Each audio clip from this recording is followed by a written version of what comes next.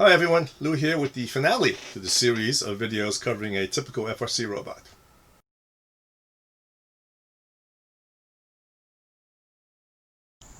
I haven't said anything about the actual building materials.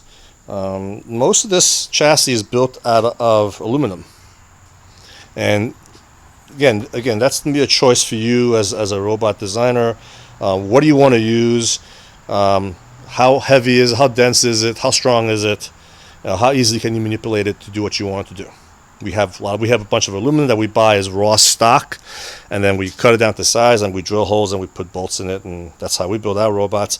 Some teams do some CNC, some teams use 3D printed parts. Again, it's all up to you. Let's see, we have some belting here that you can use. It's actually pretty handy to have. These belts form a conveyor to move the balls, the yellow balls that you saw earlier, from the intake on this side to the shooter on the other side. So something else I kind of alluded to earlier was when I mentioned chains, and here's an example of some chains right here. Okay, so if you have chains, here are the sprockets for it. There's also chains here.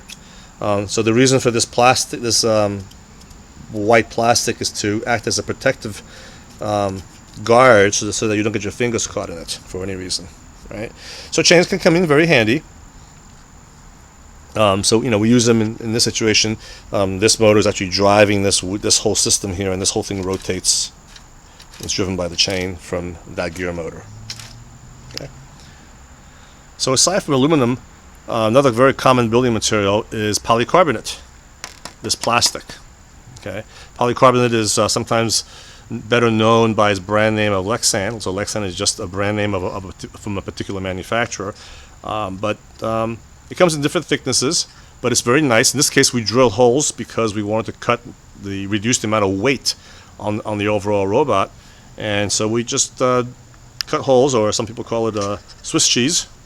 To Swiss cheese the polycarb, and it acts as, and if balls accidentally hit it and bounces off, it's just a simple way to protect the electronics. So this over here is surgical tubing. I believe they give you some in the kit of parts. It's essentially a piece of rubber with a hole in the middle. Yes, I butchered the description when I shot the original video. Surgical tubing is quite strong and can be stretched quite a bit. Here the tubing pulls along the same axis as the adjacent cylinder, but unlike the cylinder, it has some give. This video is not intended to be challenge specific, but if you know the game rules for infinite recharge, see if you can figure out why we're using this surgical tubing. We'll talk about it in the Q&A. Now, to make things work, we have sensors. In this case, we have optical sensors. So this right here, with the two wires coming out, is an optical sensor, and the corresponding other half is actually dangling over here. Okay, so this is the receiver, and this is the transmitter, and this thing lights up with an infrared beam that goes across, and this is actually mounted up here someplace. And when a ball breaks the beam, we know that the ball has reached that location. And we have a whole bunch of these sensors up and down this conveyor that tells us how many balls there are and where they're located. Now, other kinds of sensors that we may use include mechanical switches, limit switches. In other words, a switch that actually opens and closes. Here's one right here. Okay, so when this thing is pressed down, it activates that switch, and what activates this is going to be the travel of, I believe, in this case, we have a mechanism down there that when it comes out in this direction, is going to trip this switch. Oh, and by the way, you may notice that there's also a belt right here. Okay, and this belt is what actually makes this thing extend. So look, I'm not going to show it to you, but it's going to extend and carry these two rods past the length of this piece. So, and this belt is driven by the motor back here. For the sake of time, this is all I'm going to say about this particular robot.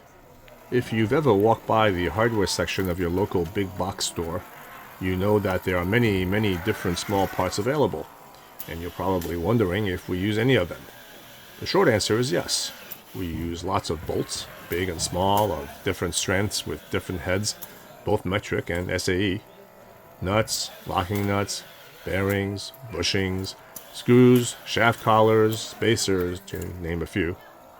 Other off-the-shelf parts we may use include sonars to measure distance, servo motors for simple rotating motion, zip ties, lots of them, heat shrink tubing, usually to protect solder joints, and springs of different types.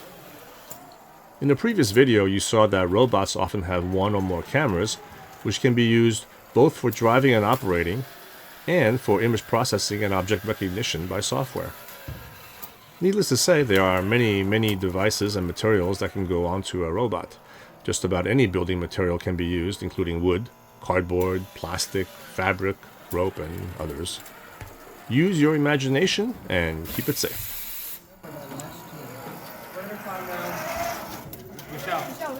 Kids were writing everything. Fine.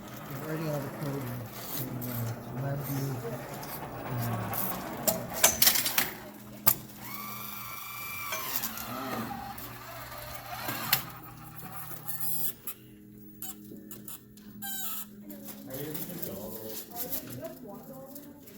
Not right now, no. You'd only be doing that. So this concludes the FRC A to Z set of videos. The goal of this series was to expose you to components on a typical robot. The intent was not to address a specific challenge or implementation of a solution. Hopefully you now have a slightly better idea of what it takes to create a robot to solve a challenge. Of course, we haven't touched on the design process, the actual construction, the programming, the testing, practice, and everything in between. We'll cover those in some of those topics in other classes.